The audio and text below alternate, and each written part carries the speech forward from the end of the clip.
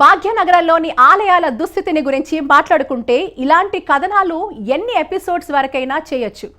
మా దేవుళ్లకు ఇంత అన్యాయం జరుగుతుంటే, మా ఆలయాల భూములు నిర్దాక్షిణ్యంగా అన్యాక్రాంతం అయిపోతుంటే కనీసం ఒక్కరంటే ఒక్కరైనా మాట్లాడేవారు లేరా అని ఆవేదన రోజురోజుకు తీవ్రమవుతోంది.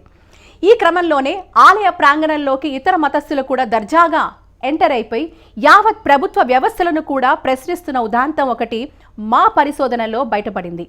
హైదరాబాద్ ఓల్డ్ సిటీలో చాలా ప్రాచీనమైన స్వయంభూ గోపాలకృష్ణ ఆలయం. ఆ ఆలయ ప్రాంగణంలోని ఏ అసాంఘిక కార్యకలాపాలు జరుగుతున్నాయి అనే విషయం ఇవాల్టి ఎపిసోడ్లో చూద్దాం. ఇంత జరుగుతున్న ఈ దేవాదాయ శాఖలో మరియు పురావస్తు శాఖలో చలనం ఎందుకు కలగడం లేదనేది విపులంగా మాట్లాడుకుందాం. అలాగే సోషల్ యాక్టివిస్టులను, పౌర సమాజానికి ప్రాతినిధ్యం వహించే మేధావులను మేము ఒక ప్రశ్న అడగదలుచుకున్నాం. ఇది సామాన్య మానవుడి సమస్య కాదా? పౌర సమాజానికి ప్రాతినిధ్యం వహించే మీరు ఎందుకు మౌనం వహిస్తున్నారు? ఇది పౌర స్వేచ్ఛకు, విశ్వాసాలకు విఘాతం కలిగించడం లేదా? మీ మౌనం దేనికి సమాధానం? ప్రమాదంలో పడిన పాత బస్తీలోని అతి ప్రాచీన దేవాలయం. గుడిని, గుడిలోని విగ్రహాన్ని మాయం చేసే కుట్రలు. సనాతన ధర్మాన్ని, సంస్కృతిని కాపాడాలంటున్న భక్తులు. హైదరాబాద్లో మరో ప్రాచీన ఆలయం ఉంది. ఆ ఆలయం పేరులోనే ప్రాచీన అనే విశేషణం ఉండటంతో తన వయసెంతో ఎవరైనా చెప్పగలరా అని ప్రశ్నిస్తున్నట్టు కనిపిస్తుంది. ఆ ఆలయ నిర్మాణ శైలి, దాని ఉనికి, ఇలాంటివన్నీ పరిశీలిస్తే అది అత్యంత ప్రాచీన ఆలయంగానే కనిపిస్తుంది. ఒక పూజారి, ఒకరిద్దరు భక్తుల సహకారంతో ఆ ఆలయంలో ప్రాచీన గోపాలకృష్ణుడు పూజలు అందుకుంటున్నాడు. కానీ ఆ పూజలు, దీపారాధనలు ఎంతకాలం కొనసాగుతాయో తెలియదు. ఎవరొచ్చి గుడిని, గుడిలోని విగ్రహాన్ని మింగేస్తారో తెలియదు. చాలా తెలివిగా ఒక పద్ధతి ప్రకారం ఆ గుడిని మాయం చేసే కుట్ర జరుగుతోంది. ఆ ఆలయమే పాత బస్తీలోని పార్థీవాడలో ఉన్న ప్రాచీన గోపాలకృష్ణ మందిరం. ఈ మందిరాన్ని ఏ కాలంలో ఏ రాజులు కట్టించారు అనేది కాసేపు పక్కన పెడితే, మన ప్రాచీన శిల్ప సంపద, మన సనాతన సంస్కృతికి చెందిన వారసత్వం మాత్రం ప్రమాదంలో పడింది అనేది ఖచ్చితంగా అర్థమవుతోంది. హిందూ భక్తులు కళ్ళు తెరవకపోతే అతి త్వరలోనే ఆ గుడి అదృశ్యమైపోవడం ఖాయంగా కనిపిస్తోంది. మన ప్రాచీన వైభవానికి తాను చిరునామాగా ఉన్నానని, కానీ ఇప్పుడు తన మీద కొన్ని దుష్ట శక్తులు కన్నేసి కబ్జా చేసేందుకు యత్నిస్తున్నాయని, తన గురించి ఎవరూ పట్టించుకోకపోతే హిందూ భక్తులకు తన వారసత్వం ఇక అందదు అని ఆ గుడి చెప్తున్నట్టుగా కనిపిస్తుంది. बहुत प्राचीन मंदिर है, 1000 वर्ष पुराना है और इसके आजू बाजू भी छोटे छोटे मंदिर और हैं, 2-4 मंदिर हैं. उनकी भी सेवा कभी कभी मेरे पास चाबी रहती, कभी जाता हूँ, क्योंकि रोज़ तो जा नहीं पाता हूँ. यहीं की सेवा बहुत हो जाती है. इसके लिए आप लोग सहयोग करें और इसको आगे बढ़ाएं. हमको इससे कोई वो नहीं है, हम भगवान की सेवा कर रहे हैं. और गाजीबंडा प्राचीन मिस्रीगंज ये प्राचीन मंदिर है, और पहले हमको लोग बाग बताते हैं 7 एकड़ था, और यहाँ पर लोग बाग कब्जा कर लिए. अब खाली 1 एकड़ बचा है, और 1 एकड़ में भी आप लोगों का सहयोग नहीं रहेगा तो हम क्या कर पाएंगे? हम तो भगवान की सेवा ही करते हैं. किसी दिन हमारी भी जान का खतरा हो सकता है.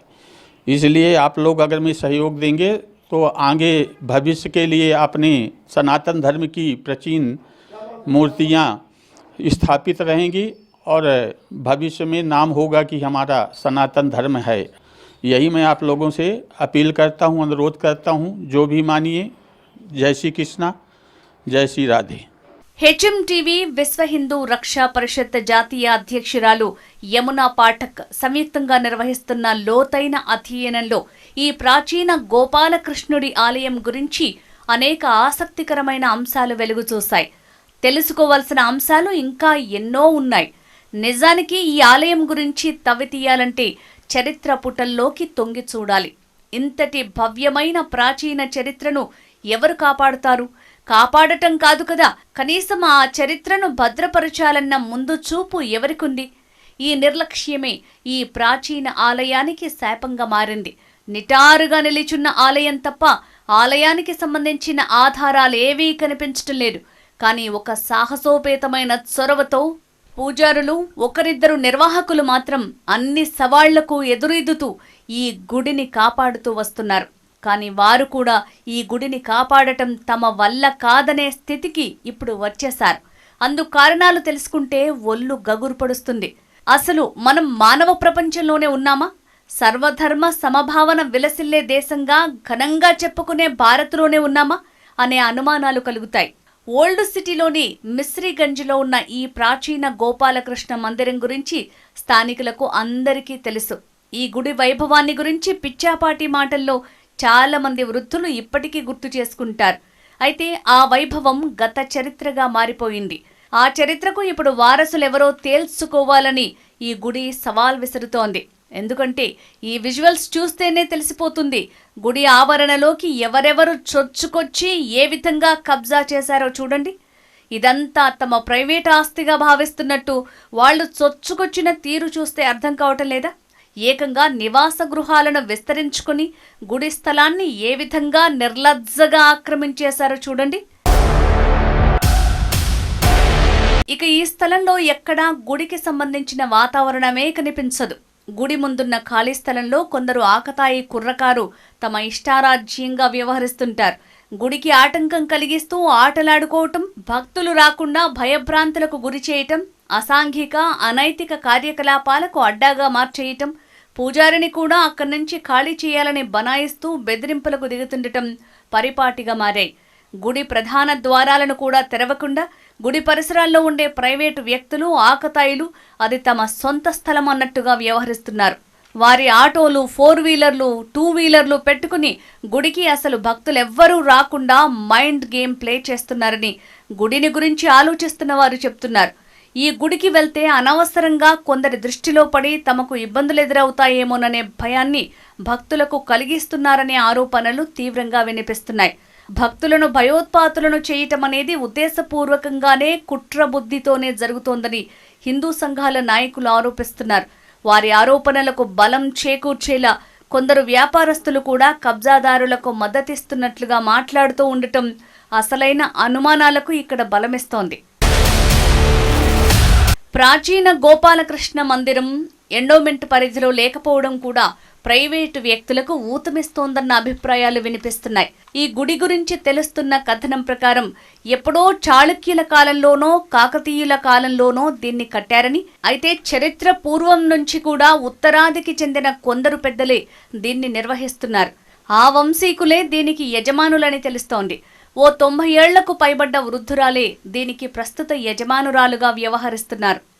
ఒక ప్రైవేట్ కుటుంబం ఆధ్వర్యంలో నడుస్తున్న సనాతన ధర్మ వారసత్వ కేంద్రమైన ఈ గుడిని కాపాడుకోకపోతే ఇది త్వరలోనే సనాతన ధర్మ ద్రోహుల చేతుల్లోకి వెళ్లటం ఖాయమన్న హెచ్చరికలు హిందూ భక్తుల నుంచి, సనాతన ధర్మ ప్రేమికుల నుంచి వినిపిస్తున్నాయి. ఇలాంటి సనాతన హిందూ ధర్మ శ్రద్ధా కేంద్రాలను కాపాడుకోవాలంటే ఒక్కటే పరిష్కార మార్గం ఉందని, ఈ గుడిని నిత్య నూతనంగా నిత్య పూజా కైంకర్యాలు జరిగేలా చూడగలిగితే దుష్ట శక్తుల ఆటలు సాగవని పలువురు సూచనలు చేస్తున్నారు.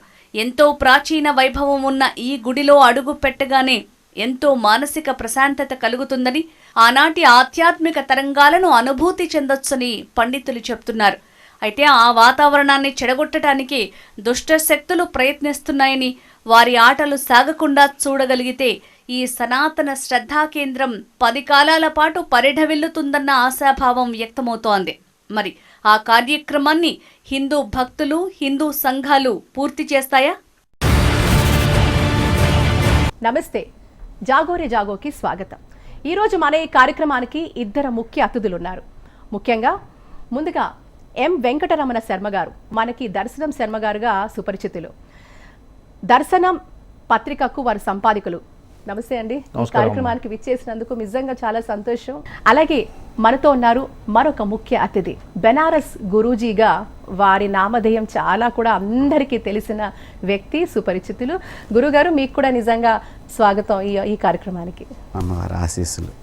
అలాగే వారు విశ్వ హిందూ పరిషత్ ధర్మాచార్య ప్రముఖగా కూడా మహంకాళి జిల్లాకు వారు ఉండడం జరిగింది. మరి ఈ 2 ముఖ్య అతిథులు ఈరోజు మనతో ఈ కార్యక్రమంలో ఈరోజు మాట్లాడుతునే ఆలయం గోపాలకృష్ణ ఆలయం. మనందరికీ తెలుసు, గత కొన్ని నెలలుగా జాగోరే జాగో కార్యక్రమం ద్వారా అనేక పురాతనమైన ఆలయాలు, కనీస ధూపదీప నైవేద్యాలు నోచుకోలేని ఆలయాలని మనం వాటన్నిటి గురించి, వాటి యొక్క పరిస్థితిని గురించి వివరిస్తూ ఎంతోమంది ప్రముఖుల్ని కూడా మనం ఈ కార్యక్రమం ద్వారా పరిచయం చేస్తూ వారి సూచనలు, ఆలోచనలు, మరి పూర్తిగా కూడా జన జాగృతం అయ్యే వైపు, మరీ ముఖ్యంగా హిందూ సమాజం ఎలా జాగృతం కావాలి, మన ఆలయ పరిరక్షణ ఎలా చేసుకోవాలనే ఆలోచనతో ఈరోజు ఈ కార్యక్రమాన్ని మనం చేపట్టడం జరిగింది. మరి ఈ కార్యక్రమంలో భాగంగా మరి మిస్రీగంజ్ పాత బస్తీ భాగ్యనగరంలో మిస్రీగంజ్ గాజీబండ దగ్గర అతి పురాతనమైన శ్రీ వేణుగోపాల స్వామి ఆలయం. కొంతమంది వేణుగోపాల స్వామి అంటారు, మరికొందరు గోపాలకృష్ణుడు అంటారు. మరి ఆ కృష్ణుని ఏ పేరుతో పిలిచినా పలుకుతాడు. అలాంటి ఆ స్వామి ఆలయం దాదాపు 1700 సంవత్సరాల పురాతనమైన ఆలయం అని అక్కడ స్థానిక హిందువులు మనకు చెప్పిన పరిస్థితి. మరి ఈ ఆలయాన్ని తీసుకుంటే ఎలాంటి దుస్థితిలో ఈరోజు ఉంది అంటే ఆ చుట్టుపక్కల ఎక్కడా కూడా హిందూ కుటుంబాలే లేని పరిస్థితి. ఈ ఆలయానికి కూడా వెళ్ళాలి అంటే ఎప్పుడు చూసినా, ఏ క్షణం చూసినా, ఏ తరుణంలో చూసినా కూడా ఎప్పుడు తలుపులు మూసి ఉండడమే చూస్తూ ఉంటాం. పొద్దున పూట సంధ్యవేళ ఒక బ్రాహ్మడు వచ్చి అర్చక స్వామివారు మాత్రం స్వామివారికి నివేదన చేసి ఎప్పుడు వెళ్ళారో వచ్చారో కూడా తెలియని పరిస్థితిలో అక్కడ పుట్టుచప్పుడు కాకుండా కూడా ఉండే పరిస్థితి. ఎందుకంటే స్థానిక ప్రభావం అలాంటిది అనేది చెప్పుకోవడానికి నిజంగా కూడా బాధపడుతూ చెప్పాల్సిన పరిస్థితి. ముందుగా మనం దర్శనం శర్మ గారితో మాట్లాడదాం. సార్, ఇప్పుడు ఇందాక మీతో ఇచ్చిన వివరణ, మిస్రీగంజ్ గాజీబండలో అతి పురాతనమైన 1700 సంవత్సరాలకు పురాతనమైన గోపాలకృష్ణ ఆలయం ఉంది. ఈ ఆలయం ప్రస్తుతం ఏ ఎండోమెంట్లో లేదు. కాకపోతే ఆ బోర్డు మీద మనకు కనపడేది ఏంటంటే మనకి విరూపాక్ష స్వామి వారి ఆ పీఠం, హంపి పీఠం వారి ఆధ్వర్యంలో అని ఒక రాసి ఉంటుంది. కానీ అక్కడ నామమాత్రానికి కూడా ఎప్పుడు ఎటువంటి కార్యక్రమం కానీ పూజ కానీ మనకేం కనపడదు. ఒక అర్చక స్వామి వారు వస్తారు, అది ఉత్తర భారతీయుడు ఆయన వచ్చి ఉదయం వేళ, సాయం సంధ్య వేళ స్వామివారికి నివేదన చేసి దీపం పెట్టి వెళ్తారు. అది అతి కష్టం మీద. ఆయన మీరు చూస్తే అక్కడ పరిస్థితి, ఆయన మాతో నేరుగా మాట్లాడినప్పుడు, ఎందుకంటే చాలా వరకు కూడా కెమెరా ముందు వచ్చి మాట్లాడడానికి చాలా ఎందుకంటే కొంచెం అభ్యంతరం అంటే వారికి ఉండకపోవచ్చు, కానీ వారు చెప్పే విషయాల పట్ల మిగతా వాళ్ళకి అభ్యంతరం ఉంటుంది. కాబట్టి మరీ ముఖ్యంగా మాతో ఆఫ్ ద కెమెరా వాళ్ళు చెప్పిన విషయాలు చాలా ఉన్నాయి. ఆయనే కాదు, కొంతమంది స్థానికులు కూడా అక్కడ జరుగుతున్న పరిస్థితుల గురించి మాకు వివరించడం జరిగింది. ఆ గేట్ ముందు పూర్తిగా కూడా వాహనాలు, అంటే గేట్ తీసి లోపలికి వెళ్ళే పరిస్థితి కూడా లేకుండా మీరు విజువల్స్లో చూస్తున్నారు. కార్లన్నీ పార్క్ చేసేస్తారు, ఆటోలు, కార్లు, బండ్లన్నీ పార్క్ చేయడం జరిగింది. ఆ తలుపు ఓపెన్ చేసి లోపలికి వెళ్తే దాదాపు మీకు ఒక 2 ఎకరాల వరకు కూడా ల్యాండ్ కనపడుతుంది. దాదాపు 2-3 ఎకరాలు, అది కూడా ఉంటుందో లేదు, 2 ఎకరాల వరకు కూడా, అది కూడా బాగా కుదించుకుపోయింది. ఎంతోమంది అన్య మతస్థులు అక్కడ గుంపులుగా, అది ఒక ఆట స్థలంగా మారిపోయింది. ఇంకా చేయరాని వినరాని కార్యక్రమాలన్నీ కూడా ఆ గుడి ప్రాంగణంలో జరుగుతున్నాయి. అతి పురాతనమైన ఆలయం. ఎందుకండి, ఇప్పుడు మీరు దేవాలయ పరిరక్షణ సమితికి కూడా వ్యవస్థాపక అధ్యక్షులుగా ఉన్నారు. మరి దేవాలయం పరిరక్షణ నిజంగా జరుగుతుందా మన భాగ్యనగరంలో? నేను ఎక్కడో చెప్పట్లేదు, ఎక్కడో మన భారతదేశ సరిహద్దుల గురించి చెప్పట్లేదు, బయట చెప్పటం లేదు, బంగ్లాదేశ్ కూడా కాదు, మన భాగ్యనగరంలో మన ఆలయాల పరిస్థితి ఇంత దారుణంగా ఉంది. మరి మీరేం చెప్తారు, దీన్ని ఎలా చూడాలంటారు? ఇవాళ జాగోరే జాగో ఒళ్ళు గగుర్పాటు కలిగించే ఒక నినాదం. అందున మన దేవాలయాలను రక్షించుకోవాలి, మన పురాతన దేవాలయాలను కాపాడుకోవాలి, అక్రమాల నుంచి, అక్రమార్కుల నుంచి, సంప్రదాయ విరుద్ధంగా, ఆగమశాస్త్ర విరుద్ధంగా వ్యవహరించే వాళ్ళ నుంచి మన ఆలయాన్ని కాపాడుకోవాలి అని ఒక ఉద్యమ స్ఫూర్తితో ఏదైతే జాగోరే జాగో అనే నినాదంతో ఈ కార్యక్రమాన్ని చేపట్టారో మొదట మీకు అభినందనలు.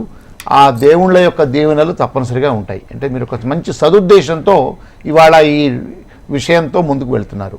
ఇకపోతే మీరు భాగ్యనగరం అన్నారు. మనము భాగ్యనగరంలో ఉన్నాము, కానీ అత్యంత దౌర్భాగ్య స్థితిలో ఉన్నాము.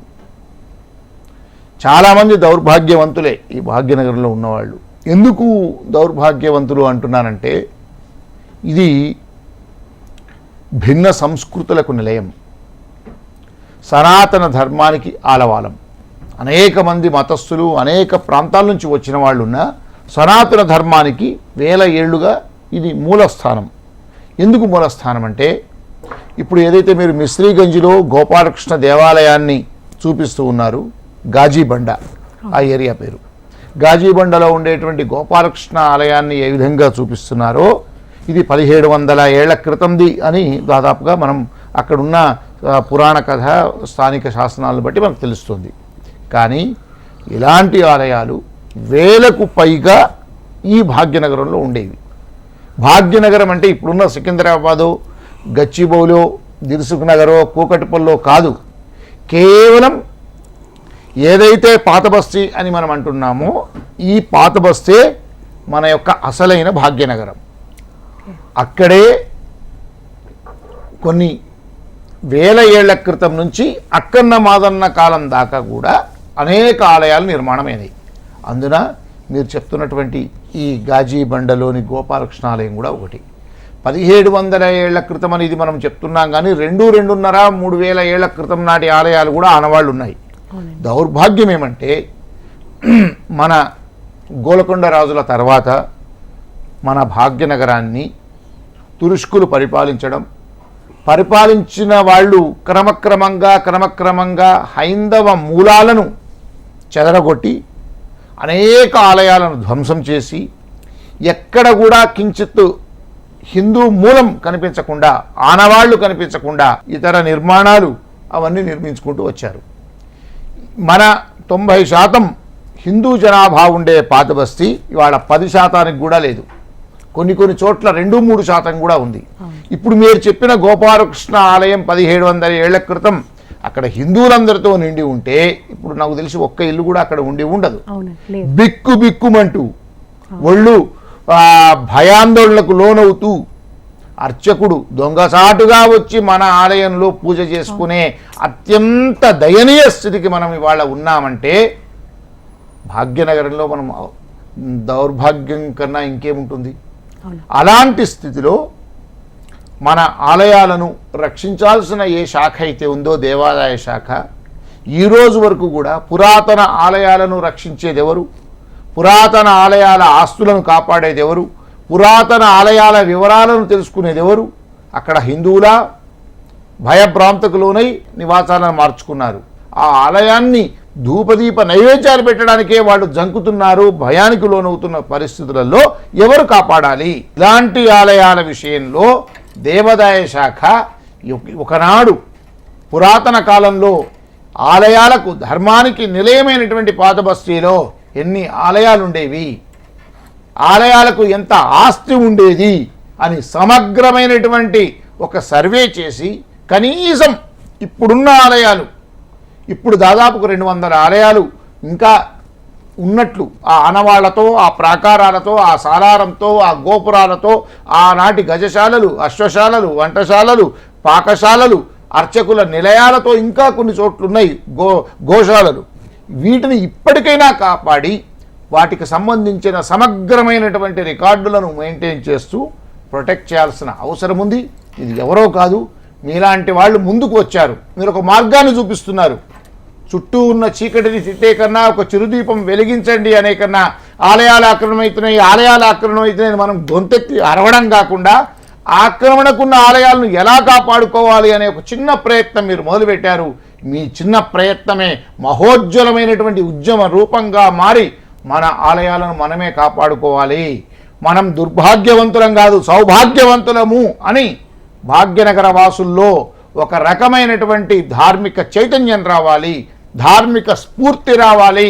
మనమంతా దేవాదాయ శాఖ మంత్రిని కానీ, దేవాదాయ శాఖ కమిషనర్ను కానీ, ముఖ్యమంత్రిని కానీ ఒత్తిడి చేసి ఇప్పటికైనా ఈ మిస్త్రీగంజ్లో ఉన్నటువంటి ఈ గాజీబండ గోపాలస్వామి ఆలయం నాకు తెలిసి దాదాపు 50-60 ఎకరాలు 100 ఎకరాల స్థలం ఉండి ఉంటుంది. ఇప్పుడు కేవలం కుచించుకుపోయి 2 ఎకరాలకు మిగిలింది.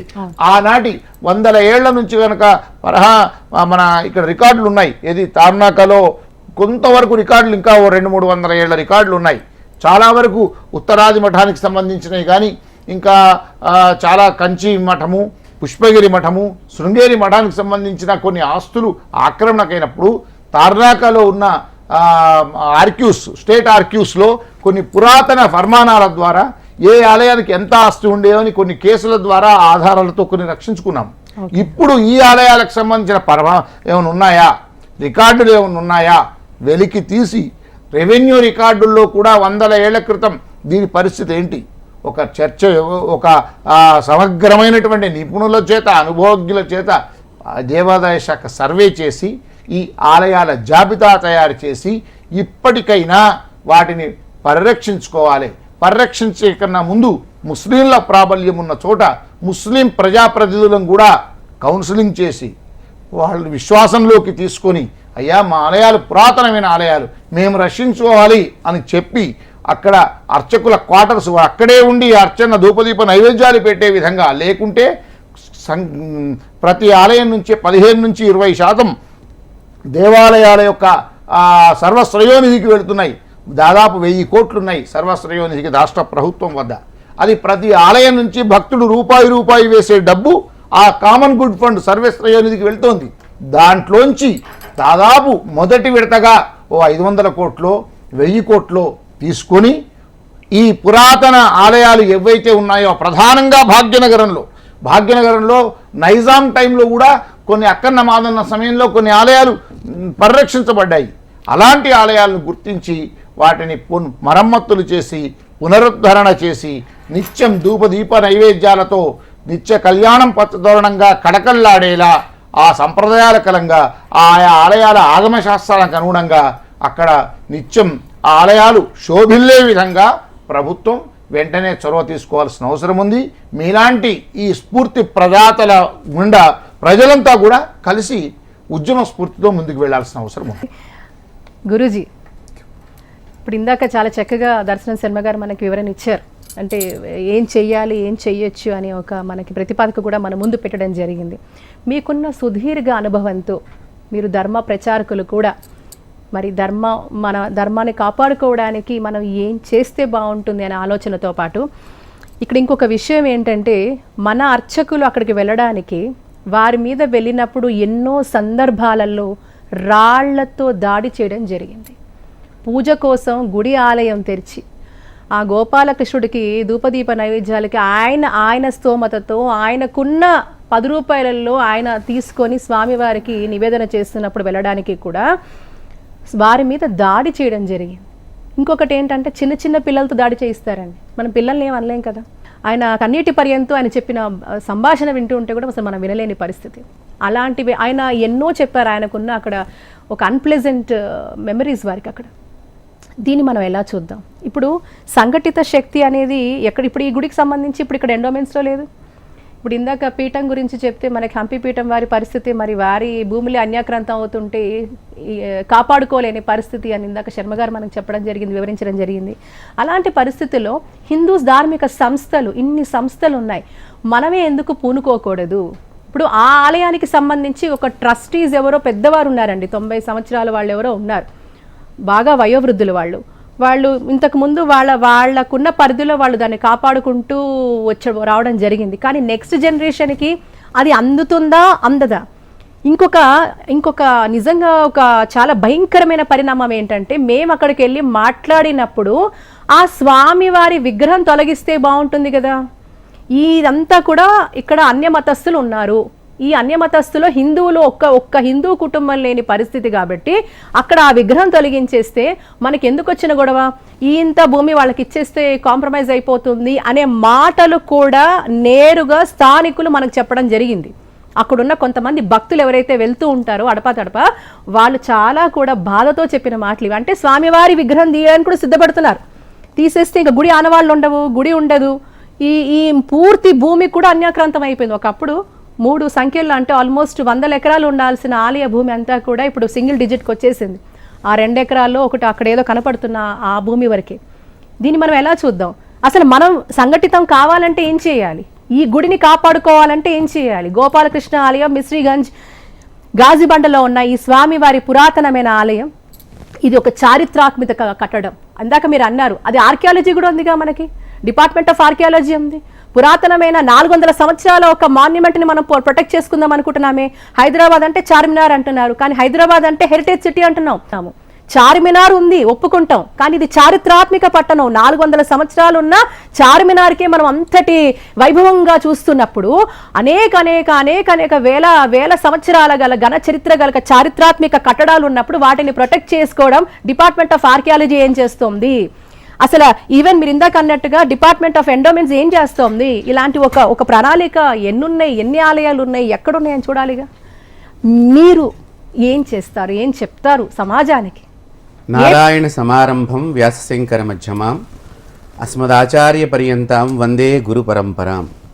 పూర్వము హంపి పీఠానికి ఇక్కడ పరిపాలించేటువంటి రాజులు, ముస్లిం రాజులు ఒక వెండిని దారంగా తయారు చేసి వారు ధరించేటువంటి టోపీ మాదిరిగానే వెండితో ఒక టోపీని తయారు చేసి, మాకంటే ఆ పీఠాధిపతి వారే మాకు ప్రధానము, పెద్ద వ్యక్తి, రాజు తప్పు చేస్తే ఏదైనా ఆ తప్పుని క్షమించి మళ్ళీ సరిదిద్దగలిగేటువంటి శక్తి కలిగినటువంటి పీఠాధిపతి కింద హంపి విరూపాక్ష విద్యారణ్య మహాపీఠాన్ని ఆశ్రయించి వెండిని దారంగా మార్చి దారంతో టోపీ తయారు చేసి ఆ వెండి టోపీని వారి పాదాల దగ్గర పెట్టి, స్వామి ఇది మీరు మా గుర్తుగా ధారణ చెయ్యాలి. ఆ జాతిలో పుట్టి వాళ్ళ రాజులే హిందూ మతాన్ని గౌరవించారు. భద్రాచలానికి అలాగే ముస్లిం రాజులు ఒక హంపి పీఠాన్ని సేవిస్తే అదే ముస్లిం రాజులు భద్రాచలానికి ప్రతి సంవత్సరం కూడా స్వామివారి కళ్యాణం అప్పుడు ముత్యాల తలంబ్రాలు అనేటువంటి ఒక పథకము ద్వారా ప్రతి సంవత్సరము ఈ రాజ్యం బతుకున్నంత వరకు తదనంతరం కూడా ఈ యొక్క ఆచారం అనేటువంటిది పడిపోకుండా ఏర్పాటు చేసినటువంటి జాతిలో ఉండేటువంటి వాళ్ళు ముస్లిం రాజులు. పూర్వం హిందూ రాజులు హిందూ ధర్మాన్ని పాటించటం మూలకంగా, హిందూ ధర్మానికి సంబంధించిన రాజులే ఈ దేశాన్ని పరిపాలించడం మూలకంగా ప్రతి చోట కూడా దేవాలయాలు వారి వారి రక్షణలో ఉండి బాగా వెలుగొందినాయి. ఇప్పుడు మీరు మిశ్రీగంజిలో చెప్తున్నటువంటి వేణుగోపాల స్వామి గుడి కావచ్చు, దాని పేరు గోపాలకృష్ణుడు కావచ్చు, మిశ్రీగంజిలో ఉన్న మీరు చూపిస్తున్నారు విజువల్స్ చూస్తుంటే ఎంతో బాధాకరంగా ఉన్నది ఆ విజువల్స్ అన్నీ కూడా. అది ఒకప్పుడు కాకతీయ సామ్రాజ్యానికి సంబంధించిన దేవాలయం అయి ఉంటుంది మీరు చరిత్ర ఆనవాళ్ళు కనుక తీసినట్లయితే కనుక. ఎందుకంటే కాకతీయులు పరిపాలన చేసినప్పుడు కాకతీయులు అనేక చోట్ల చాలా పెద్ద పెద్ద కట్టడాలకు సంబంధించినటువంటి దేవాలయ నిర్మాణాలు వారి చేతిలో జరిగినట్లుగా, దానిలోనే ఈ భాగంగా దీన్ని భాగ్యనగరంగా అప్పుడు వారు కూడా కొంతకాలం దీన్ని గోల్కొండ రాజులు కానీ వీళ్ళందరూ కానీ కలిసి దాన్ని ఇంకా మహా ఎత్తుగా వ్యాపార కేంద్రంగా, అసలు గోల్కొండ వ్యాపారులనే ఇక్కడ ఒక చరిత్ర కూడా ఉన్నది. గోల్కొండని వ్యాపార కేంద్రంగా మార్చినటువంటి చరిత్ర అది. అలాంటి చోట్ల ఈ కొంతమంది భక్తుల యొక్క కోరిక మేరకు భగవంతుడు స్వయంగా వచ్చి వెలిసిన దేవాలయాలు మన భాగ్యనగరంలో చాలా ఉన్నాయి. అవునండి. అలా వెలిసిన క్షేత్రంలో మరి గోపాలస్వామి వారు కూడా అలాంటిలా, ఎందుకంటే శర్మగారు ఇందాక చెప్పారు 1700 అని అన్నారు, మీరు కూడా 1700 1800 సంవత్సరం అంటే అప్పట్లో మన భారతీయులు స్వయంగా దేవుణ్ణి పిలిచి భూమి మీదకి వచ్చేటట్టుగా చేయగలిగిన శక్తివంతమైనటువంటి ధార్మిక వరేణ్యులు అప్పట్లో భారతదేశంలో చాలామంది ఉన్నారు. ఇంతకాలం గత ప్రభుత్వాలన్నీ అసలు ఏం చేస్తూ వచ్చినాయి? వీళ్ళు హిందువుల యొక్క దేవాదాయ ధర్మాదాయ అనేటువంటి వచ్చిన డబ్బులన్నీ కూడా వీరు ఉచిత పథకాల ద్వారా ఇతర పథకాలను పెట్టి ఇతరులకు లాభం చేయటమే తప్ప అసలు హిందూ సమాజానికి వీళ్ళు ఏం చేస్తూ వచ్చారు? పరిపాలన చేసినటువంటి వారు. అలాగే హిందూ దేవాలయం ఎంతవరకు అభివృద్ధి చేశారు? ఈ అభివృద్ధి పాత్రలో మళ్ళీ ఇక్కడ ఉండేటువంటి మంత్రివర్గ సహచరులు కూడా హిందువులే ఉంటారు, కానీ వాళ్ళు మాత్రం ఆ దేవాలయానికి సరిగ్గా సహకరిస్తున్నారా లేదా అనేటువంటి విషయాన్ని మీడియా మూలకంగా కూడా ఎక్కువ మీరు ప్రచారం చేసినప్పుడు, ఇప్పుడు మీరు ఈ కార్యక్రమాన్ని ఇక్కడ హెచ్ఎం టీవీలో మీరు జాగోరే జాగైన ప్రోగ్రాం ద్వారా ఈ పురాతన దేవాలయాలన్నింటినీ కూడా మీరు బయటకు తీసుకొస్తున్నారంటే నిజంగా ఇది పెద్ద ఛాలెంజ్ చేస్తున్నారు మీరు. ఇది చాలా ధైర్యం, మీ ధైర్యానికి అమ్మవారు రాణి రుద్రమదేవిలాగా మీరు ఈ పనిని చేస్తున్నారు. దీనిలో ఎటువంటి సందేహం లేదు. అలనాడు రాణి రుద్రమదేవి ఎలాగైతే మన కాకతీయ సామ్రాజ్యాన్ని పరిపాలన చేసినప్పుడు ఎలాగైతే మొత్తం మన ధర్మానికి మన సంస్కృతిని నాశనం చేసేటప్పుడు ఇతరులను ఎలాగైతే సంహరించిందో అలాంటి కట్టడాల యొక్క చరిత్రనంతా కూడా మీరు బయటికి తీసుకొస్తున్నారు. మీ ద్వారా ప్రభుత్వం చూసి ఈ ప్రోగ్రాంను చూసి ఆ దేవాలయాన్ని ఇప్పటికైనా కూడా సంరక్షించవలసిన బాధ్యత ప్రభుత్వం తీసుకోవాలి. తొలిగా ఇందాక శర్మ గారు చెప్పారు, అక్కడ ఉండేటువంటి స్థానిక ఎమ్మెల్యే సహకారము వారు కూడా గ్రహించాలి. మేము ఏ మతానికి వ్యతిరేకులం కాదు. భగవంతుళ్ళు ఎప్పుడు కూడా ఏ ధర్మశాస్త్రం కూడా ఎవరిని కూడా ఇంకా కాపాడబడమని చెప్పమని చెప్పిందే తప్ప ఎప్పుడు కూడా ధ్వంసం చేయమని ఇందాక వారు చెప్పారు. చాలా శర్మ గారు చెప్పిన విషయాల్లో గమనించినట్లయితే చాలా లోతైనటువంటి విషయాన్ని వారు ఉదాహరించారు. ఏంటి, ముందర ఆనవాళ్ళు తీసేయటం. ఈ ఆనవాళ్ళు ఎందుకు తీసేసేయాలి? వీళ్ళు ఎంతవరకు పైన ఆనవాళ్ళు తీయగలుగుతున్నారు కానీ అడుగున భూగర్భంలో మన భారతీయులు, మన వాస్తు విద్వాన్మణులందరూ కూడా భూమి లోపల ఎక్కడి నుంచి పెట్టాలి దేవాలయ సంరక్షణకి అని కన్స్ట్రక్షన్ కనుక చూచినట్లయితే మీకు అయోధ్య రామ మందిరం ఎందుకు ఇవాళ మళ్ళీ తిరిగి పునర్నిర్మాణం జరిగిందనుకున్నారు? ఎక్కడో అడుగున ఎన్నో లోతుకి వెళ్ళినా కూడా ప్రతి చోట మన భారతీయ సంస్కృతికి సంబంధించిన కట్టడం గోచరమైంది. ఇందాక మీరు కూడా ఒక పాయింట్ చెప్పారు, పూజారి మీద చిన్నపిల్లల చేత రాళ్ళు వేయించటము, మహిళల చేత రాళ్ళు వేయించటము. అలాంటివి కనుక చేసినట్లయితే చిన్నపిల్లలను కనుక ఈ పూజారి ఏదైనా తిడితే కనుక బాలల హక్కు ఈ చట్టాల ద్వారా వాడిని శిక్షించే విధంగా బెయిల్ రాని కేసులు పెట్టడము, మహిళల ద్వారా మహిళలను ఏదో చెయ్యకపోయినా చేశాడనేటువంటి తప్పుడు చట్టాలను అక్కడ ఉద్దేశపూర్వకంగా బనాయించి అక్కడ ఆ పూజారి మీద కానీ అక్కడ ఉండేటువంటి ధార్మిక మండలి, ఆ దేవాలయాన్ని కాపాడేటువంటి మండలి వాళ్ళని కానీ భయభ్రాంతులు గురి చేయడంతో ఎవరికి వాళ్ళు అక్కడి నుంచి వెళ్ళిపోవటం జరిగింది. రెండోది, ఇందాక మీరు ఒక పాయింట్ చెప్పారు, ఒక 90 ఏళ్ల మనిషి ఇప్పుడు ధర్మాధికారిగా అక్కడ ఉన్నారు అని చెప్పి. ఇప్పుడు ఆయన వాళ్ళ పూర్వీకుల యొక్క జప బలము చేత అక్కడ ట్రస్టీగా నిలబడి చక్కగా సంరక్షిస్తూ ఉన్నాడు. ఇప్పటికి వచ్చేసరికి వాళ్ళు పూర్వీకులు చేసిన ఆచారాన్ని మనం ఎవరూ సరిగ్గా చేయటం లేదు. మన పూర్వీకులు చేసే ఆచార సంప్రదాయాలన్నిటి కూడా, దాంతో మనలో కూడా భగవత్ శక్తి కానీ సనాతనమైనటువంటి భారతీయ శక్తి కానీ దేశం కోసం ధర్మం కోసం అనే ఆలోచన ప్రతి భారతీయుల్లోని ఇప్పుడు తగ్గిపోయింది.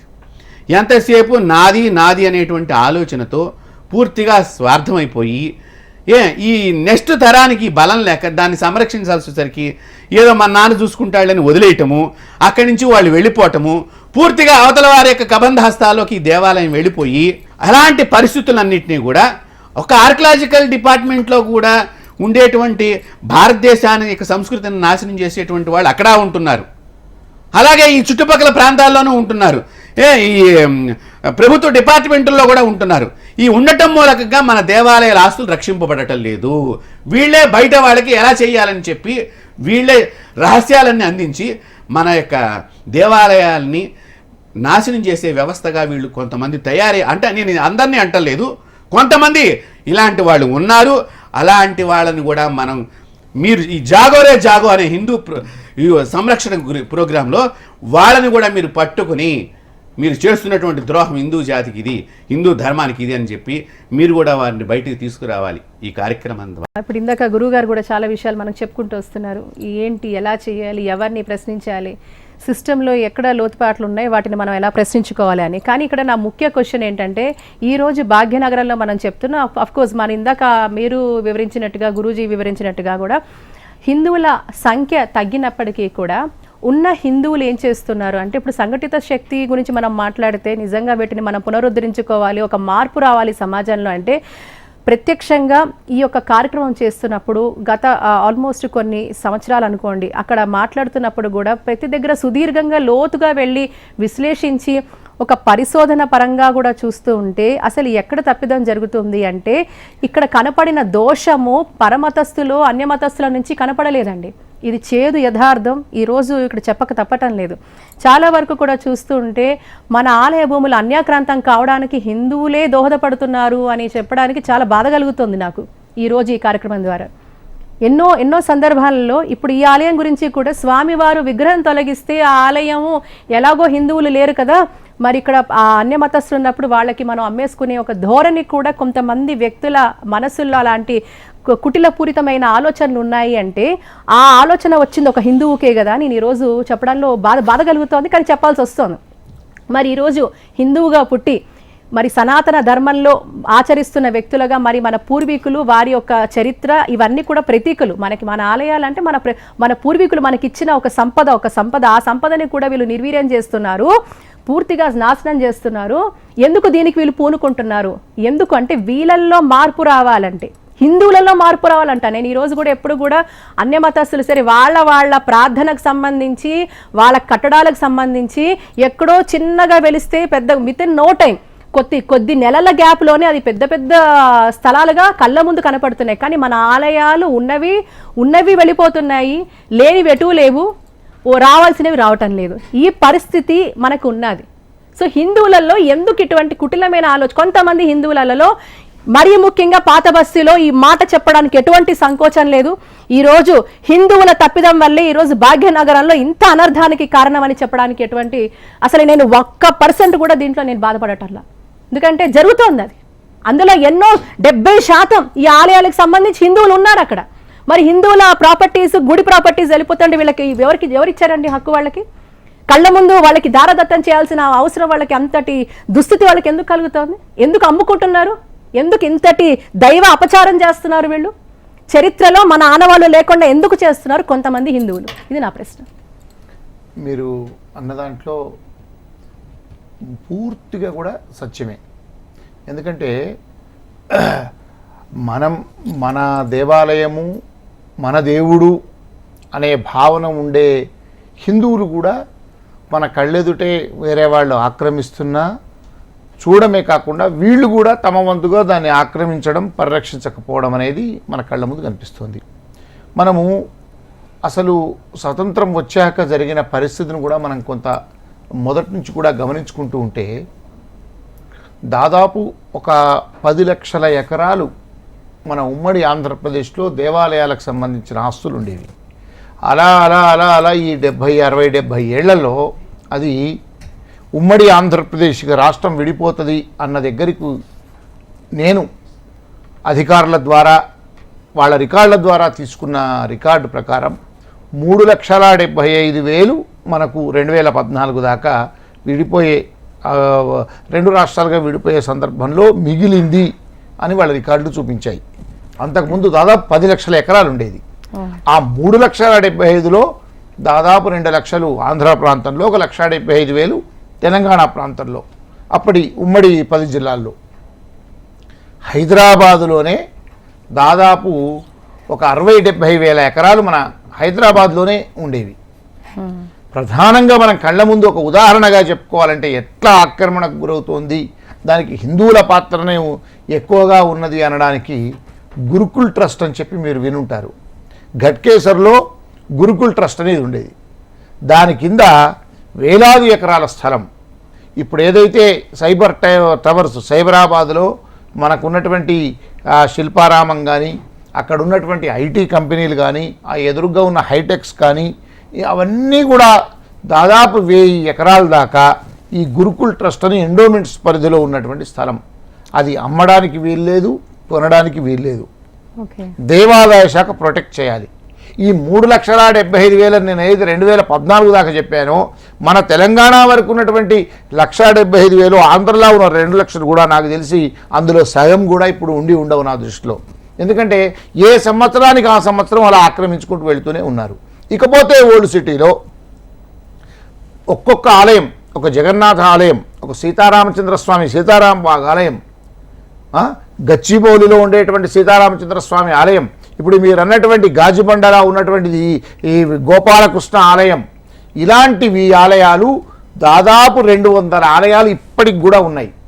ఒక్కొక్క ఆలయానికి తక్కువకు తక్కువ 15-20 ఎకరాల నుంచి ఎక్కువగా 100 ఎకరాల దాకా ఉన్నటువంటి ఆనవాళ్ళు మనకు పూర్వీకులు గతంలో పూర్వ గ్రంథాలు, పూర్వం పెద్దలు చూసిన దాన్ని బట్టి ఉంటాయి.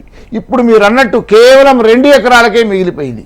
ఆ 2 ఎకరాలు కూడా అదృష్టవంతు గోపాలకృష్ణ స్వామి యొక్క అనుగ్రహం వల్ల 2 ఎకరాలు మిగిలింది. ఒక విగ్రహం ఉంది. ఇంకా కొద్ది రోజులైతే ఈ విగ్రహాన్ని కూడా లేపేస్తే ఈ 2 ఎకరాలు కూడా తలాయింత పంచుకోవచ్చు కదా అని అక్కడ ముస్లిం లేదు, హిందూ లేదు, ఇంకో మతం లేదు.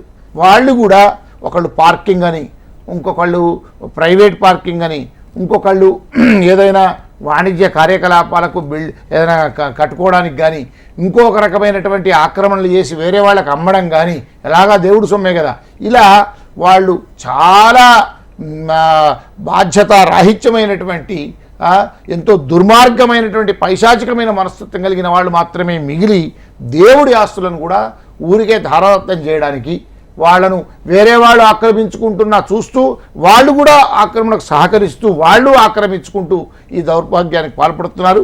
దీనికి అంతటికీ కారణం ప్రశ్నించేవాడు లేకపోవడం, అడ్డుకునేవాడు లేకపోవడం.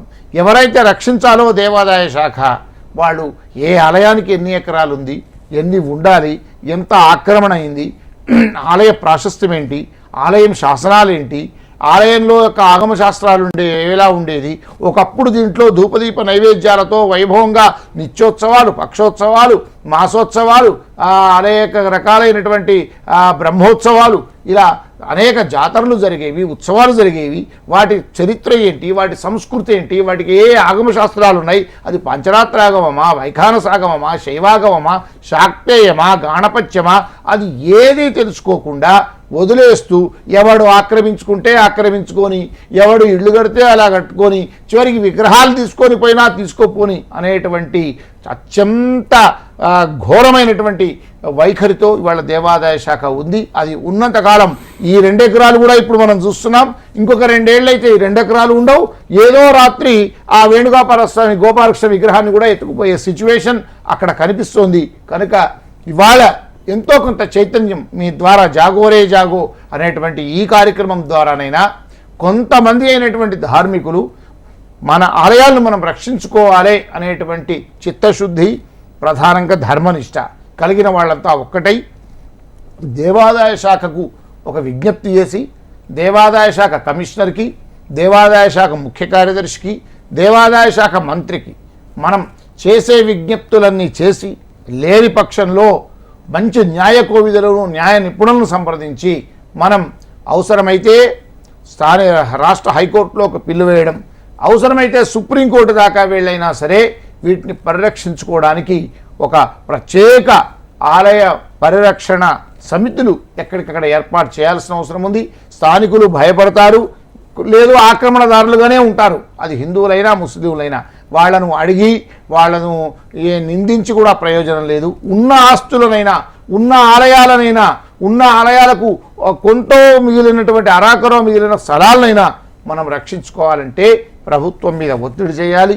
అధికారులు చర్యలు తీసుకుంటారా సరే, చర్యలు తీసుకొని పక్షంలో మనం కోర్టు మెట్లు ఎక్కి కోర్టు ద్వారా ఈ పురాతన ఆలయాల రికార్డులన్నీ కూడా మనం చారిత్రకారుల ద్వారా కానీ అక్కడ స్థానికంగా ఉండి ఓల్డ్ సిటీలో, అంటే ఏదైతే పాత బస్తీలో భాగ్యనగరం, అసలైన భాగ్యనగరంలో ఈ పురాతన ఆలయాలకు సంబంధించిన గ్రంథాలు ఆనాడు గోల్కొండ 47, 48 ప్రాంతంలో 1930 నుంచి 50 దాకా వచ్చిన గోల్కొండ పత్రికలలో కూడా ఆలయాల సిరీస్ ఉన్నాయి, ఆలయాలకు సంబంధించిన విశేషాలు ఉన్నాయి.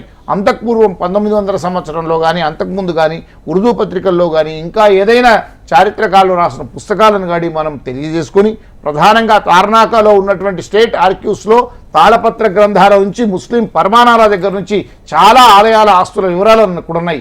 మనం ఒక విభాగాలుగా ఏర్పడి వీటికి సంబంధించిన ఆస్తుల వివరాలన్నీ సాధికారికంగా తీసుకొని కోర్టు ద్వారా మనం ఈ అధికారుల మెడలు వంచి మనం రక్షించుకోవాల్సిన అవసరం ఉంది. స్థానికంగా ఉండేటువంటి ప్రజలకు కూడా ఈ విషయంలో చైతన్యం కలిగించాల్సిన అవసరం ఉంది. అప్పటిదాకా మన కళ్ళెదుట హారతి కర్పూరంలాగా ఆలయాలు అన్యాక్రాంతం అవుతూనే ఉంటాయి.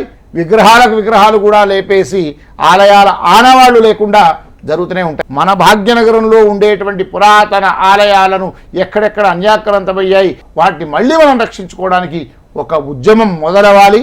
ఆ ఉద్యమానికి మీ వేదిక, మనమంతా ఒక్కటై ఈ విషయంగా ముందుకు వెళ్ళి పురావస్తు శాఖలను, న్యాయస్థానాలను మనం ఆశ్రయించి వీటిని ఏమాత్రం ఆలస్యం లేకుండా మనం రక్షించుకోవాల్సిన అవసరం ఉంది. లేకుంటే మన కళ్ళెదుటే ఇప్పుడు చెప్తున్న ఇది ఏదైతే గోపాలకృష్ణ దేవాలయం ఉందో మిశ్రీగంజ్, ఇంకొక 2 ఏళ్ల తర్వాత అది ఒక చరిత్రగానే మిగులుతుంది. ఈ విజువల్స్ చూసి ఉండేనట ఒకనాడు ఇక్కడ గోపాలకృష్ణ ఆలయము అనేదే చెప్పుకునే దౌర్భాగ్య స్థితి కనబడుతుంది. గురూజీ, ఇప్పుడు ఇందాక సుదీర్ఘమైన విశ్లేషణ తర్వాత అసలు తప్పుల మీద తప్పులు చేసుకుంటూ పోతే అసలు శిక్ష సరే, ఇప్పుడు కోర్టులు ఉన్నాయి, న్యాయస్థానాలు ఉన్నాయి, కానీ పైనంటూ ఒక కోర్టు ఉంది. ఆ కోర్టులో ఇప్పుడు తప్పిదం చేస్తున్న వాళ్ళందరికీ శిక్షలు పడతాయంటారా? అసలు వీళ్ళు అనుకుంటున్నారు ఈరోజు ఆస్తిపాస్తులు ఉంటే మనం బాగుంటామని, కానీ అది ఎక్కడో కీడు వారికి కొట్టదా?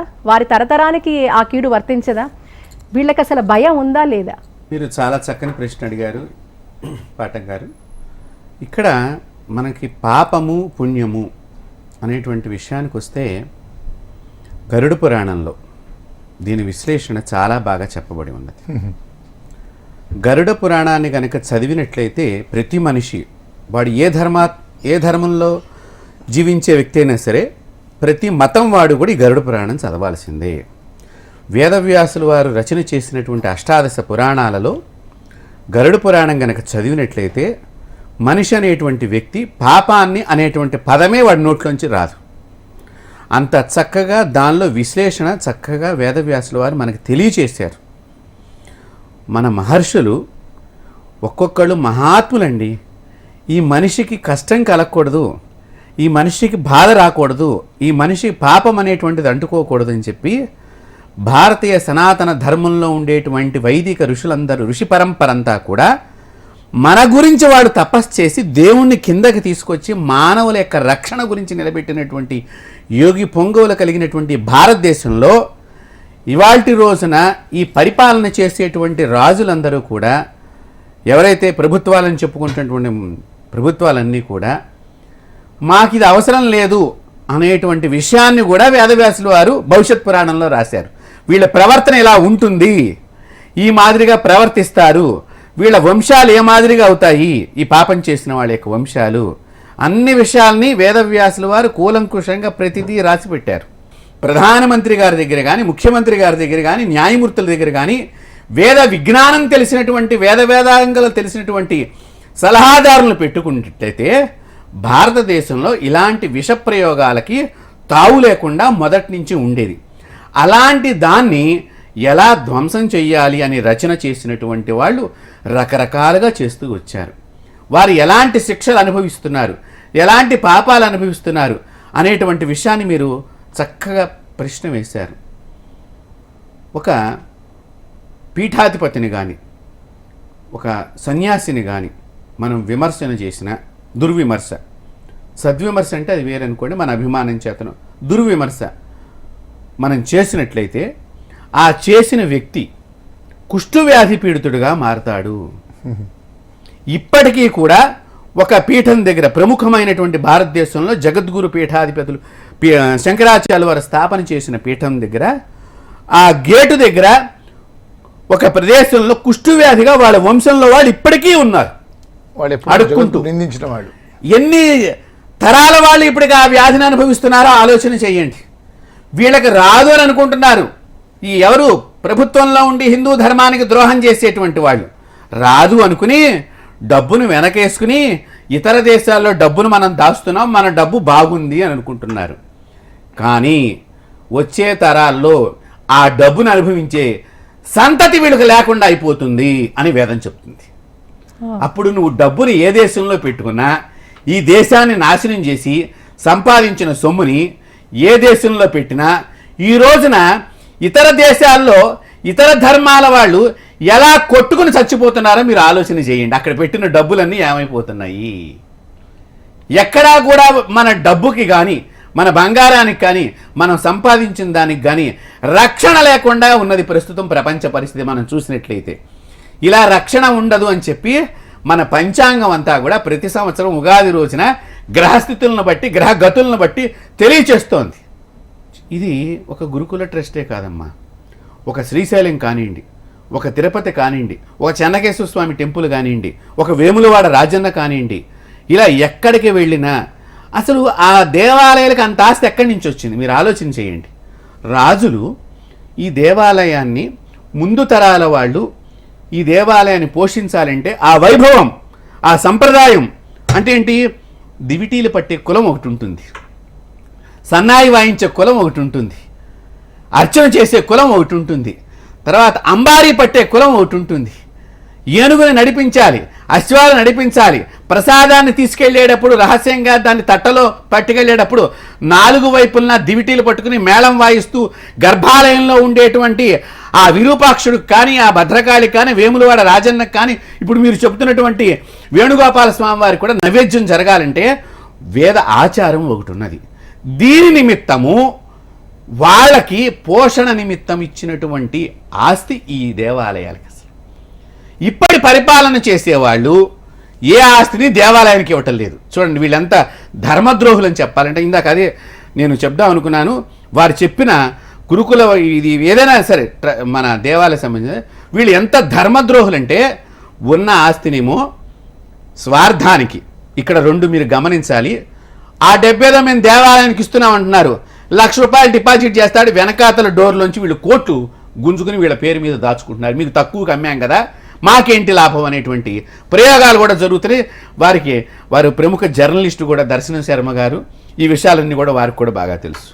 ఈ మాదిరిగా ఇక్కడ దేవాలయ భూముల్ని అలా చేయటము, ఎవరైనా దానిలో కాస్త గట్టిగా, అక్కడ పూర్వం రాజులు ఏం చేశారంటేనమ్మా, ప్రధాన అర్చకుణ్ణి దానిలో భాగస్వామిని చేశారు. కమిటీ సభ్యుడిగాను పరిరక్షణకు సంబంధించినటువంటి టీములోనూ ఆ అర్చకుడిని పెట్టి నైవేద్యం చేయాలంటే అర్చకులు గర్భాలయం లోపలికి వెళ్ళటం, అలాంటి అర్చకులు గట్టిగా మాట్లాడితే వాడిని భయభ్రాంతులకు గురి చేయటం. ఇప్పుడు మీరు పూర్వకాలం నుంచి చూసినట్లయితే బ్రాహ్మణులు దేవాలయాలను ఎలా కాపాడుతూ వచ్చారో మీరు ఒక్కసారి పరిశీలన చెయ్యండి. బ్రాహ్మణులు చెప్పిన దాన్ని ఎలా రాజు పాటించి మిగతా వర్ణాల వాళ్ళందరినీ కూడా దేవాలయంతో సంఘటితం చేసి ఆ దేవాలయాన్ని ఎలాగ అన్ని కులాల వారి చేత దాన్ని సంఘటితం చేసి రక్షించాడో మీరు ఆలోచన చేయండి. అలాంటి పనులు ఇప్పుడు పరిపాలించేసి ప్రభుత్వాధిపతులు చేస్తున్నారా? చేయటం లేదు. వీళ్ళకి ఎలాంటి మహాపాపం చుట్టుకుంటుందంటే, గరుడ పురాణంలో వైతరిణి నదిలో పడి, వైతరిణి అని ఒక నది ఉందమ్మా, వీళ్ళు అనుకుంటున్నారు ఇక్కడి నుంచి కాశీకి పోయి గంగలో మునిగితే పాపం పోతుంది. ఓ శాస్త్రం ఉంది, తుంగాపానం గంగా స్నానం. తుంగలో అంటే తుంగభద్ర అనేది నీళ్లు తాగాలటండి, ఎంత తాగితే అంత అరిగిపోతుంది తిన్నదంతా కూడా. గంగలో స్నానం చేయాలి అంటే ఇక్కడ తిన్నది తాగింది పాపాలు ఉంటాయి కదా, ఇదంతా తీసుకెళ్ళి కాశీలో గంగలో స్నానం చేస్తే పాపం పోయింది పోయింది పోయింది అనుకుంటున్నారు మహాత్ములు. ఈ శరీరానికి మలినం పోవచ్చు కానీ శరీరం లోపల ఉండే అస్థికలకు మాత్రం పాపం పోదు. అందుకనే శవదహనమైనప్పుడు శరీరంలో ఉండే మాంసము, రక్తము, చీము అన్నీ దహించబడ్డా కూడా అస్థికలు ఇంకా కొన్ని మిగిలిపోతున్నాయి. అలా వీరి పాపం మిగిలిపోయి వీరి వంశాలని, వీరి తరతరాల యొక్క వాళ్ళకి, అందుకనే కదమ్మా ఇప్పుడు సంతానం లేకపోవడానికి కారణం ఏమిటి? చాలా సంతానం ఉన్నా కూడా వాళ్ళ ఇళ్లలో సంతానము సరి అయిన వ్యవస్థగా పెరుగుతోందా? రకరకాలుగా మనం చూస్తూనే ఉన్నాం. వారి ఆచారాలు, ధనవంతులేమో మాకు ధర్మంతో పని లేదని తిరుగుతున్నారు, కింద పేదవాడేమో పోలీసు వాడు తంతాడేమో ధర్మం గురించి మాట్లాడితేనే పేదవాడు మాట్లాడట్లేదు. మధ్యలో మాలాంటి వాళ్ళని ధర్మం ధర్మం అని తిరుగుతుంటేనేమో మా మీద లేనిపోని చట్టాలు పెట్టి మనం భయభ్రాంతులు చేస్తున్నారు. ఇలాంటి పరిపాలన చేసేవాళ్ళు ఎంతమంది వీళ్ళ యొక్క శాపాలు వాళ్ళ వంశాన్ని ఆశ్రయించి ఉంటాయో. ఈ వైతరిణి నదిలో పడ్డప్పటమ్మా వీళ్ళకి నోట్లోంచి అక్కడ రకరకాలైనటువంటి చీము, రక్తము, పురుగులు అన్నీ తిరిగేటువంటిది నోట్లోకి భగవంతుడు పంపిస్తాడమ్మా. మళ్ళీ ఆ నోట్లోంచి వెళ్ళి వీళ్ళకి బయటకు వచ్చి మళ్ళీ అదే నోట్లోకి పెడుతూ ఉంటుంది. అంతటి పాపాన్ని ధర్మద్రోహులు వీళ్ళు సంపాదించుకోబోతున్నారు. దయచేసి దాని నుంచి వీళ్ళందరూ కూడా విముక్తులు కావాలంటే ఇప్పటికైనా కూడా మీ జాగోరే జాగో అనేటువంటి ప్రోగ్రాంను చూసి మళ్ళీ ధర్మాత్ములుగా తయారు కావాలనేది మా పీఠాధిపతులందరి యొక్క మనవి, విజ్ఞప్తి చేస్తున్నాం. ఇది భయపెట్టడానికి కాదు, భయభ్రాంతులను చేయడానికి కాదు. ధర్మద్రోహులు ఎవరైనా సరే, మేము ధర్మం ద్రోహం చేసినా, మీరు ధర్మం ద్రోహం చేసినా, ఎవరు ధర్మం చేసినా ధర్మము దగ్గర శ్రీకృష్ణ భగవానుడు చెప్పాడు, కృష్ణం వందే జగద్గురు. అందుకనే మనకి ఇప్పటిదాకా కూడా ఆయన భగవద్గీతను ఒక్క సెకండ్లో అక్కడ ఆ యుద్ధ భూమిలో అర్జునుడికి ఎందుకు బోధించాడు? ఇంతమంది పాపానికి దగ్గరగా నిలబడి అన్నీ జ్ఞానం తెలిసిన వాళ్లే పాపాన్ని సమర్థిస్తూ ఉన్నారు. నువ్వు వాడిని బాబాయ్ అంటావు, వీడిని మేనమామ అంటావు, వీడిని అల్లుడు అంటావు, వాడు కూతురు కొడుకు అంటావు, వీడు తమ్ముడు అంటావు. ఓ అర్జున, ఇదా నువ్వు రాజువి? నీవు కూడా వాళ్ళతో పాటు సమానమైపోతావు, నీకు కూడా ఆ పాపం చుట్టుకుని నీ వంశాన్ని నాశనం చేస్తూ ఓర్చున నీవు మేల్కొను, యుద్ధం సాగించు అని చెప్పి భగవద్గీతను బోధించినటువంటి శ్రీకృష్ణుడు మనకు ఆదర్శం.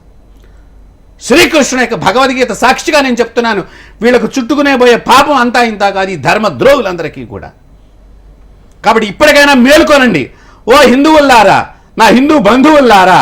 దేశం కోసం, ధర్మం కోసం ఈ జాగోరే జాగో అనేటువంటి కార్యక్రమాన్ని HMTV ద్వారా చూస్తున్నటువంటి అందరికీ కూడా ఈ సభాముఖంగా మేము తెలియచేస్తుంది, మీరు దయచేసి ఇప్పటికైనా కూడా అధర్మాన్ని విడిచి స్వధర్మాన్ని పట్టుకుని భారతదేశ పరిరక్షణలో భాగంగా మీరు ఒక సమిధ కావాలని చెప్పి ఈ సభాముఖంగా నేను వారికి తెలియజేస్తున్నాను. చాలా అసలు వింటూ ఉంటేనే ఆ తప్పు అనే ఆలోచన కూడా వస్తే భయం వచ్చేంతటి ఇదిగా మీరు చెప్పడం. ఫైనల్గా మీరు ఈ కార్యక్రమాన్ని ఉద్దేశించి ఏదైతే ఇది ఒక దీక్షగా, ఒక యజ్ఞంగా చేస్తున్నాం అంటే ఇది కేవలం అంటే ఇందాక వారు అన్నట్టుగా, గురూజీ అన్నట్టుగా శ్రీకృష్ణ పరమాత్ముడు కేవలం కూడా నీ కర్తవ్యం నువ్వు చెయ్యి అంటాడు, దాని వచ్చే ప్రతిఫలంతో నీకు సంబంధం లేదు అన్నారు. ఈరోజు జాగోరే జాగో కూడా ఈరోజు మేము చేస్తున్న ఈ కార్యక్రమం సంయుక్తంగా ఏదైతే ఒక నిర్వహిస్తున్నాం ఈ కార్యక్రమం, దీంట్లో కూడా మన పూర్వ వైభవం రావాలి ఆలయాలకి.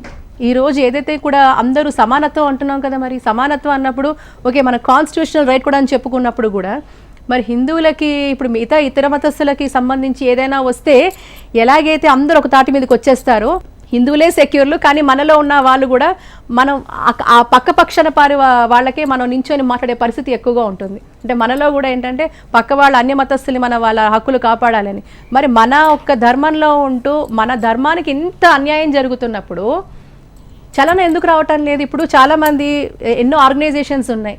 ఇప్పుడు అన్య మతానికి సంబంధించి ఏమైనా చిన్న తేడా జరిగినా కూడా ఏదైనా జరిగితే ఎక్కడో ప్రపంచ దేశాల్లో ఏదో ఒక దేశాలకు సంబంధించి ఇతర మతాలకు సంబంధించి ఏదైనా మానవ హక్కులు ఉల్లంఘన జరిగితే ఇక్కడున్న భారతీయులు, ఇక్కడున్న భారతీయ హిందువులలో చాలా మంది కూడా తలెత్తి మాట్లాడే పరిస్థితి ఉంది, ఇక్కడున్న అన్య మతస్థులు కూడా మాట్లాడే పరిస్థితి ఉంది. కానీ మన భారతదేశంలో మరీ ముఖ్యంగా మన భాగ్యనగరంలో మన వాళ్లకు జరుగుతున్న అన్యాయం, ఇది అన్యాయం కాదంటారా?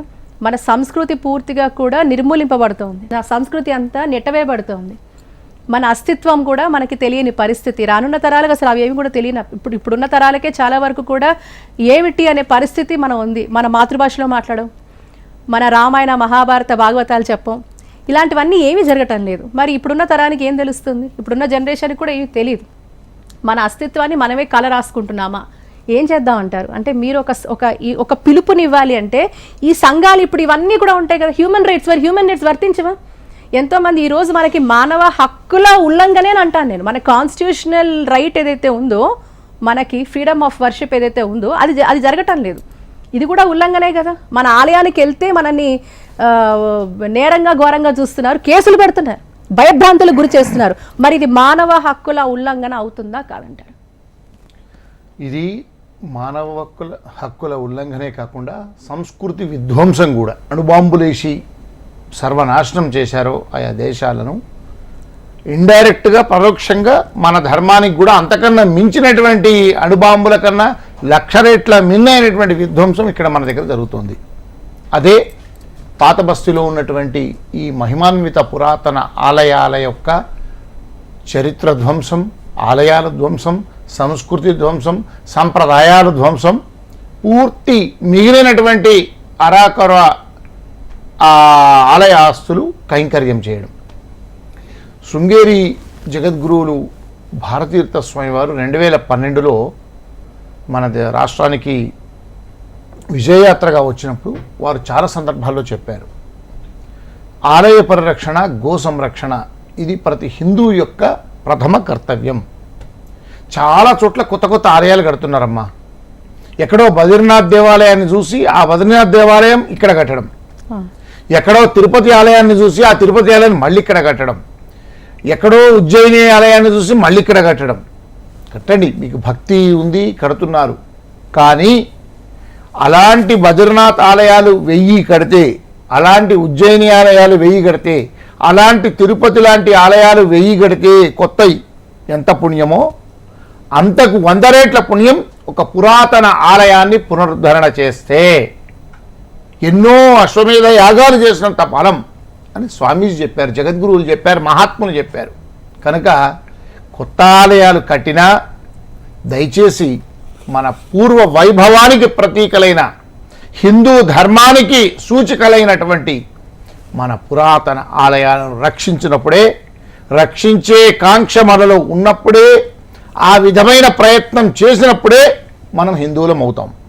అలాంటి తృష్ణ, అలాంటి చొరవ మనలో లేనప్పుడు మనం ఎవ్వరం హిందువులం కానే కాదు. మనం కూడా వేరే మత వాళ్ళతో సమానం. మనం భ్రష్టత్వం పొందిన వాళ్ళం అవుతాం అలా గనక చేయకపోతే. అందుకోసం కర్మభ్రష్టత్వం, ధర్మభ్రష్టత్వం రెండు అయిన వాళ్ళం అవుతాం. అందుకోసం ఓ హిందువులారా, నీకు ధర్మనిష్ట లేకుండా నీ కళ్ళెదుటే ఆలయాలు ధ్వంసం అవుతుంటే, నీ కళ్ళెదుటే అనేక ఆలయాలు ఇతరులు కైంకర్యం చేస్తుంటే, ధర్మ వ్యతిరేక కార్యకలాపాలు ఎన్నో జరుగుతుంటే నీకు చీవ కుట్టినట్టయినా లేదు, నీలో కనీస స్పందన లేదు. నువ్వు ఒక ప్రజాప్రతినిధి అయి ఉండి అక్కడ విఐపి దర్శనాల కోసం పోతుంటే ఆ దేవుడు నిన్ను దగ్గర దాకా పిలుచుకొని నువ్వు చేస్తున్న నీ ధర్మభ్రష్టత్వం, నీ కర్మభ్రష్టత్వానికి నిన్ను శపిస్తున్నాడు అని నువ్వు గమనించు. వారు అన్నారుగా వైతరణి నది, అలాంటివన్నింటికీ నువ్వు మార్గం చేస్తున్నావు ఇలాంటి పనుల ద్వారా. నీకు అవకాశం దేవుడిచ్చాడు ఒక ప్రజాప్రతినిధిగా, నీకు దేవుడు ఒక యోగం ఇచ్చాడు. ఒక శాసనసభ్యుడిగానో, ఒక పార్లమెంటు సభ్యుడిగానో, ఒక కార్పొరేటర్ గానో, ఒక మంత్రిగానో, మరొక పదవిలో ఒక కమిషనర్ గానో, ఇంకేదో నీ అవకాశం వచ్చినప్పుడు నువ్వు హిందువు అయితే, నీకు హిందూ ధర్మం పట్ల విశ్వాసం ఉంటే, ఇలాంటి మన ప్రాచీన నాగరికత, ఇలాంటి మన పురాతన నాగరికత, మన ఋషులు మహాత్ములు వేల ఏళ్ల క్రితం ఎన్నో క్రతువులు చేశారు, ఎన్నో కార్యక్రమాలు చేశారు, ప్రతిష్టలు చేశారు. అలాంటి ఆలయాలను రక్షించుకోవడానికి, పరిరక్షించుకోవడానికి నువ్వు ప్రయత్నం చేసినప్పుడే నీ యొక్క వృత్తి ధర్మానికి కానీ, నీ యొక్క కనీస మానవ ధర్మానికి కానీ సార్థకత ఉంటుంది. లేకుంటే నీకు భ్రష్టుడికి ఏమి తేడా లేదు. అందుకోసం ఇలాంటి ఆలయాలు జాగోగా మీరు ఏదైతే ఈ ఉద్యమాన్ని, ఆలయ పునరుద్ధరణ ఉద్యమాన్ని మీరు స్టార్ట్ చేశారో, ఈ జాబితాను మనమంతా తయారు చేసి స్థానికులతో నిజంగా ఈ ఆలయాలను పరిరక్షించుకోవాలి అనేటువంటి చిత్తశుద్ధి, అంకితభావం కలిగిన లైక్ మైండెడ్ ధార్మికులతో కలుపుకొని మనం వెంటనే దీన్ని న్యాయ పోరాటం చేయాలి. ఆ ప్రాంతంలోకే ధైర్యంగా 10 మంది, 20 మంది, 30 మంది వెళ్ళి అదే ఆలయాల్లో ఏదో ఒక రకమైనటువంటి దైవిక కార్యక్రమాలను, సనాతన ధర్మం పట్ల అవగాహన కలిగించే కార్యక్రమాలను అక్కడే చేసి స్థానికుల పట్ల కూడా అవగాహన కల్పించి, ఈ గోపాలకృష్ణుని ఆలయం ధ్వంసమైతే కూడా నీకు అంతకన్నా ఎక్కువ పాపం వస్తుందని వాళ్ళకు కూడా తెలియజెప్పగలగాలి వాళ్ళ మత ప్రవక్తల ద్వారా. ఇలా మనందరము విశ్వాసంలోకి తీసుకొని మన ఆలయాలను, మన పురాతన ఆలయాలను పునరుద్ధరణ చేసుకుంటే తప్ప ఇవన్నీ చరిత్రగానే మిగులుతుంది. ఈ చరిత్ర ఆనవాళ్ళు ఇంకో కొన్నేళ్ళైతే లేకుండా పోతాయి. మనం ఎప్పుడో కథల్లాగా మనం చెప్పుకునే పరిస్థితికి వస్తుంది. మన భావి తరాలకు మనం జవాబు చెప్పుకోలేని పరిస్థితి, మన భావి తరాలకు అత్యంత దుర్మార్గమైన పరిస్థితిని మనమే రెడ్ కార్పెట్ ద్వారా అందించే దౌర్భాగ్యం కలిగింది. కనుక ప్రయత్నం, చాలా చక్కని ప్రయత్నం మీరు మొదలుపెట్టారు. ఈ ప్రయత్నం సాకారం అయ్యేదాకా కూడా ఈ ఉద్యమం ముందుకు సాగాలి. అందుకు అందరూ కూడా సహకరించాలి. దీనికి పార్టీలు, వర్గాలు, ప్రాంతాలు ఇవేవి కూడా తేడా లేకుండా అందరం ఒక్కటమై మన సనాతన ధర్మాన్ని, మన పురాతన ఆలయాలను రక్షించుకోవాలి. ప్రధానంగా ఈ గోపాలకృష్ణ ఆలయం, దీన్ని మనం మిస్రీగంజ్లో ఉండే ఆలయాన్ని మనం అక్కడికి వెళ్ళి అదే ప్రాంగణంలో ఒక సహస్ర పురుష సూక్త విధానంగా ఒక హవనం కానీ, సామూహిక విష్ణు సహస్రనామ పారాయణం కానీ, అలాంటివి మహిళలు అందరం కలిసి ఒక చేసే పిలుపు ఇవ్వండి. మనం అందరం వెళదాం. ఒక కార్యక్రమం ద్వారా ఈ ధార్మిక ఉద్యమానికి మనం శ్రీకారం చుట్టి ఆ ఆలయాన్ని రక్షించుకుందాం. అప్పుడు మన ధర్మనిష్టను చూసి గోపాలకృష్ణుడే అర్జునుడికి గీతాబోధన పరమాత్ముడే తెలియజేసినటువంటి ఆ గీతలాగా మనకు కూడా కర్తవ్యం ఆ స్వామివారే చేస్తారు. ఆ శక్తి కూడా మనకిస్తారు. ఆ ఆలయాన్ని రక్షించుకునే స్థైర్యం మనకు కలిగిస్తాడు. ఆ దిశగా ప్రయత్నాలు జరగాలని ఈ హెచ్ఎంటీవీ వేదికగా జాగో కార్యక్రమం ద్వారా ప్రధానంగా మీరు చేస్తున్న కృషికి మేమంతా కూడా బాసటగా ఉండి మీ ఉద్యమంలో భాగస్వాములం అవుతాం. అది సఫలీకృతం కావాలని చెప్పి ఆ గోపాలకృష్ణ భగవాన్ని ప్రార్థిస్తూ ఉన్నాం. కృష్ణం వందే జగద్గురు.